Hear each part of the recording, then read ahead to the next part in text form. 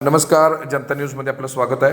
सांगली जिल्ह्याचे पालकमंत्री चंद्रकांत पाटील आणि राज्याचे माजी मंत्री पलूस गडेगावचे विद्यमान आमदार विश्वजित कदम यांनी पूरग्रस्त भिलवडीला भेट दिली. पालकमंत्री चंद्रकांत पाटील यांनी पूरबाधित मौलाना नगरची पाहणी केली. यावेळी बोलताना पालकमंत्री चंद्रकांत पाटील काय म्हणाले ऐकूया.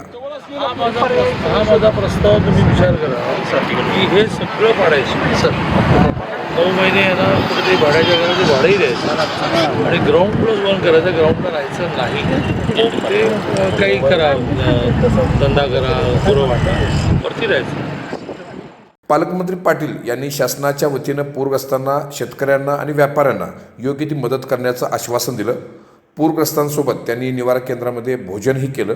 राज्याचे माजी मंत्री डॉक्टर विश्वजित कदम यांनी भिलवडी बाजारपेठेतील व्यापाऱ्यांना भेट देऊन बाजारपेठेची पाहणी केली. शासनाकडे जास्तीत जास्त मदतीसाठी पाठपुरावा करणार असल्याचं आश्वासन त्यांनी व्यापाऱ्यांना दिलं. हातगाड्या व्यापाऱ्यांना दिलासा देत त्यांनी सर्वांसोबत चहाचाही स्वाद घेतला. सेकंडरी स्कूलमधील निवारा केंद्रामध्ये असणाऱ्या स्थलांतरित पूरग्रस्तांशी संवाद साधत त्यांनी दिलासा दिला.